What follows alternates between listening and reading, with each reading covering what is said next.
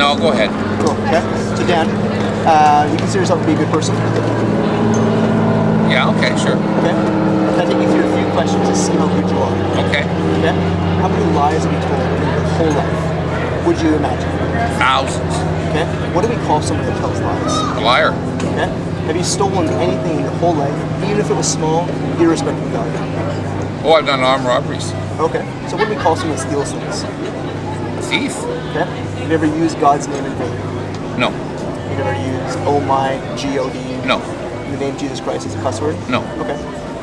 Fourth question. You know the Bible says, thou shalt not commit adultery. Yeah. Jesus said, he said, but I say to you, he who looks at a woman to lust after her has already committed adultery with her in his heart. Have you ever looked at a woman with lust? No. You never? You're a red-blooded male and you've never looked at a woman with lust? No. I 26 years next month. Okay. I'm loyal to my wife. Okay, let's say before you were married. Oh, yeah. Okay. Back then, maybe. Like I had to. Yeah. Okay. So, what you've admitted about yourself, Dan, is you've admitted to being a liar, a thief, and an adulterer at heart. Uh-huh. Do you think that's the definition of a good person? Yeah. You do? Yeah. Okay. So when you die and you're going to stand before God, whether you believe it or not, you're going to stand before God and He's going to judge you according to His moral standard, which is His 10 Commandments. Okay? We went through a few of them. I think that was 4 of them. Do you think He's going to find you innocent or guilty of breaking His standard, breaking His law? I don't think God has the guts to face me man to man. Oh, okay. Why do you say that? He just doesn't, because I've challenged him a lot of times. Okay. You know, God don't have the balls to face me, and if you can bring him down, you set him in front of me, he ain't got what it takes. You know, because I'll take him out in 10 seconds. Why would you want to do that? The God that loves you, why would you want to fight with him? God was a pig. Can you say that? God was a pig.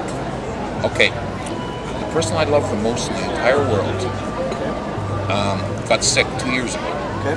And went from the championship bodybuilder, is what your size, well, I mean, but huge, swelled up. And he got MS, and he went down, and God put me in a position to put a needle in his arm and take him out. I went to jail for a long time for that. Jail don't afraid me, I don't care about jail. And I whacked him out, and I prayed to God, and prayed to God, and prayed to God, and God wasn't there.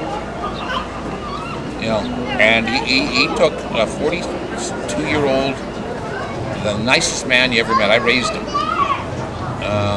Great pilot. I made him land an airplane when he was 10 years old. I used to be a commercial pilot. I used to fly jets and shit, right? And God was not there.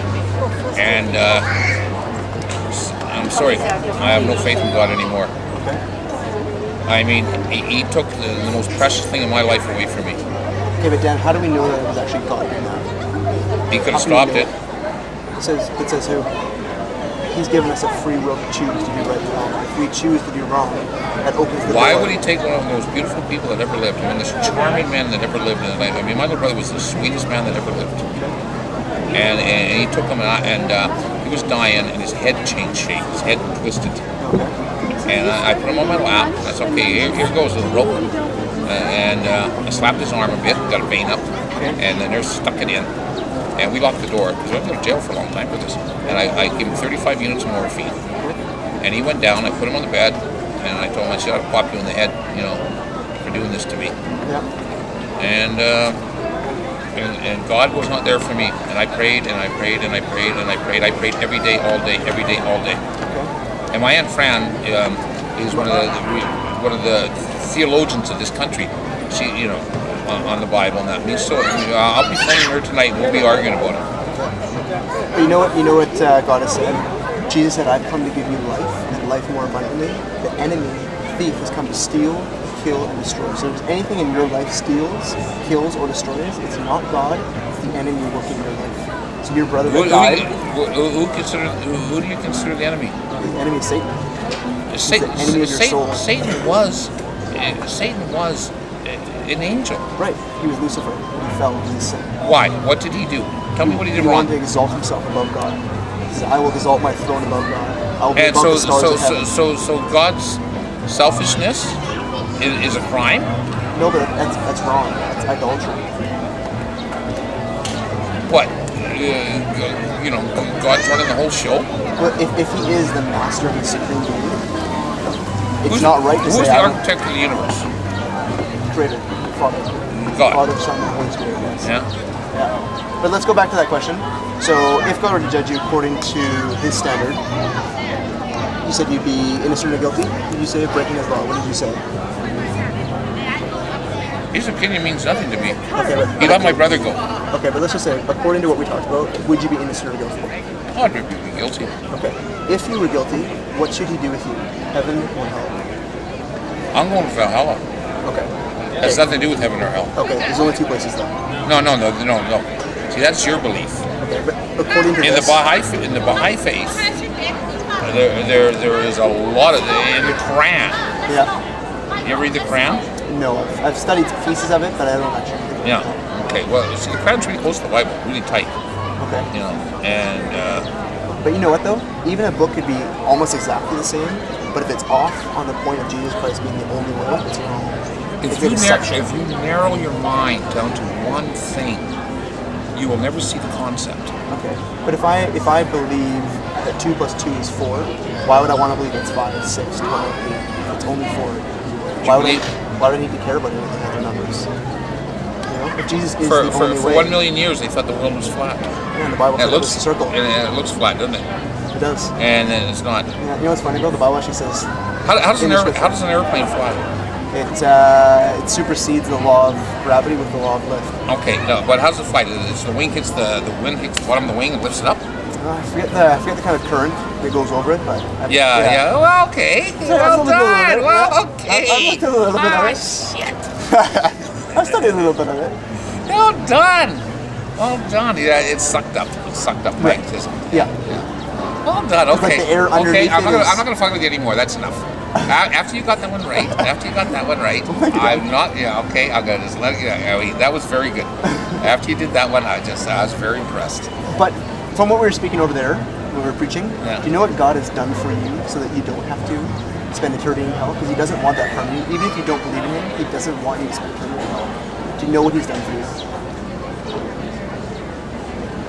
Like you're going to stand before Him, and He's going to judge you according to His moral standard. No, he's gonna stand in front of me. Get that straight. Well, He created you. No. He will stand in front of me. Okay, He didn't create me. Whether you believe it or not, you're going to stand Look, before Him. I'm a disciple of the Oxford man. My grandmother was a priestess. Reading Pastor Ernst's books, who I am. He's not going to stand in front of me. Or I mean, I'm not going to stand in front of him. He's going to stand in front of me. Okay? Get that straight. Okay. And I have a lot more power than he does. Scripturally, God says it is appointed unto men once to die, and after this, the judgment. That's what He said. So you cannot believe that if you want, but He has said that. So I'm going to stand He before doesn't. Him. He doesn't listen to my preaching either. He doesn't listen to mine. If I have a contrary view look, to Him, He's not going to listen to He me. will stand in front of me when he's got enough guts to face me. Okay. You know, you have no idea who I am. I'm renowned in the world today. Okay. You know, But you don't know who- my mentor's in Sweden right now. Okay. He's a banker. Okay. And next year is our year. And then we take over. Okay. Okay? And so whatever you're preaching right now, whatever you're doing, you're going to lose. We're going to take over. And then it's going to be right. Look at this. This makes me want to puke. Okay. We're going to take over. But then I'm concerned for you because you seem like a friendly guy. We've laughed, we had a good time. But if you're going to die in your sin, you don't accept Jesus Christ as a sacrifice for you, because He lived a perfect life for you. God doesn't want to judge you, but He's going to have He went out to. with Mary Magdalene. She was a He hoe. never did that. She was a hoe. She was a whore, Yeah. but God saved her from that lifestyle.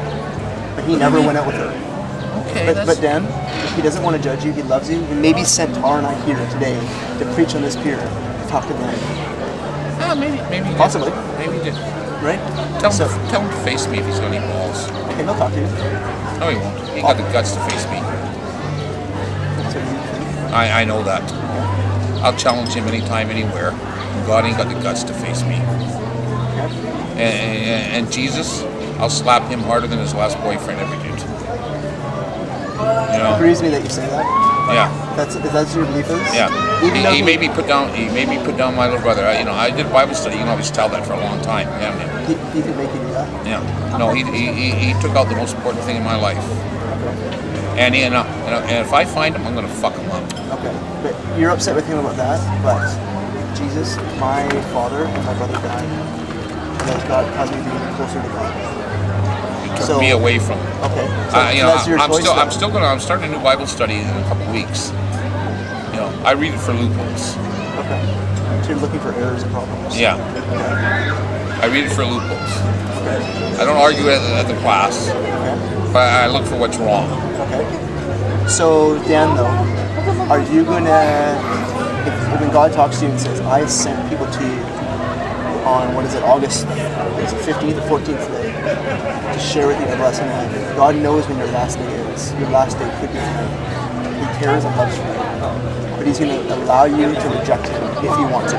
God is afraid of me. He's not afraid of you. Yes, He is. Where's your scripture for that? Yeah, You have to I have basic know for it. that. It doesn't say. I know it. It's my birthright. That doesn't matter. It's my birthright. He's afraid of me. He won't face me. But I could say God is that boat. It doesn't matter. You say God is that piece of wood, Yeah, that doesn't but change it. God won't face me. And I've